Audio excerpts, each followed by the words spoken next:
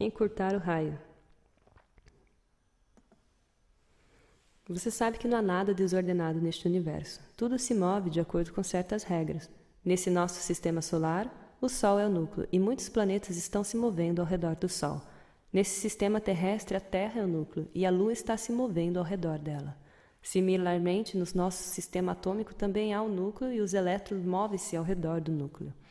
Em nossa ordem cósmica, Paramapurusha é o núcleo, e muitos objetos animados e inanimados estão se movendo ao redor dele, consciente ou inconscientemente. No caso dos seres humanos, eles estão se movendo, eles estão dançando conscientemente. E no caso de outros animais e outros seres vivos menos desenvolvidos, e também no caso dos objetos inanimados, eles também estão se movendo, eles também estão dançando, mas inconscientemente. Mesmo no caso dos seres humanos, quando eles se movem em torno de Paramapurusha, uma pessoa se move, uma pessoa dança sem saber se ela dança e a outra pessoa dança conscientemente. Aqueles que estão dançando, aqueles que estão se movendo conscientemente, sempre tentam diminuir a duração dos seus raios, a distância de seus raios. Cada um e cada indivíduo tem o seu próprio raio, e um aspirante espiritual, o que um aspirante espiritual faz? Ele sempre tenta diminuir o comprimento do raio, movendo assim, tem o seu raio em particular.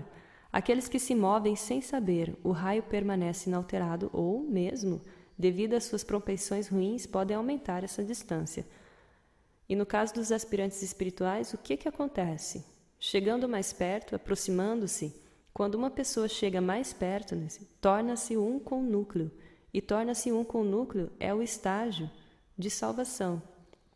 Agora, tantas entidades, tantas pessoas estão se movendo em torno dele. Então, estão associadas a tantas estruturas físicas, longas, curtas, brancas, negras, eruditas, tantas estruturas, mas o objetivo comum é o núcleo, Paramapurusha. Não há timidez, nem ódio, nem complexos, porque este núcleo é o maior eu de todos. Esse núcleo é o supremo progenitor de todos. Agora, toda e qualquer entidade tem o seu próprio sanskara. Sanskara significa momento reativo. A ação que você faz e a reação para a qual você não foi submetido, tal ação não satisfeita pela reação é conhecida como Ki. No plural, momento reativo. E os seres devem se mover de acordo com esse momento reativo ou sanskara. Agora, esse movimento em torno do núcleo é vida. Ao contrário, não seria vida humana. Todo mundo se move, mas no caso dos humanos, o movimento é conscientemente. Estamos nos movendo em torno de Paramapurusha. O ser humano sabe, outros animais não sabem. E aí reside a diferença fundamental entre um homem e um animal. Então, se depois de obter uma estrutura humana, uma mente humana e uma alma humana objetivada, qualquer pessoa que não se move conscientemente, ela é o pior que o animal. Porque um animal não tem mente desenvolvida, não pode entender ou praticar a espiritualidade, porque um homem pode fazer. Agora, o que quer que alguns aspirantes espirituais se reúnam sempre que houver um grupo de alguns aspirantes espirituais, eu disse que eles não deveriam perder tempo fofocando. Eles deveriam usar seu tempo em Kirtan. Porque quando o Kirtan é feito, um ambiente espiritual é criado, e então é ali, e assim que o ambiente espiritual for criado, o núcleo supremo Paramapurusha mudará sua sede para os aspirantes. Porque o centro do núcleo está acima da periferia do tempo, espaço e pessoa. Ele pode mudá-lo para qualquer lugar, onde e quando for desejado por ele. Agora, qual é a sua graça? A entidade em movimento se torna uma com o núcleo. Como? Depende da sua graça. Da graça de Paramapurusha. Não depende da lógica humana ou do intelecto humano. Isso depende da sua graça. Qual é a sua graça? Pode-se dizer que... Alguém pode dizer assim, por que eu não estou desfrutando da sua graça? Né? Então, essa pessoa pode dizer, outra pessoa pode dizer, eu estou desfrutando da graça. Mas qual que é o fato? A graça está em toda parte, mas você sabe, assim como a chuva, quando chove, o que acontece?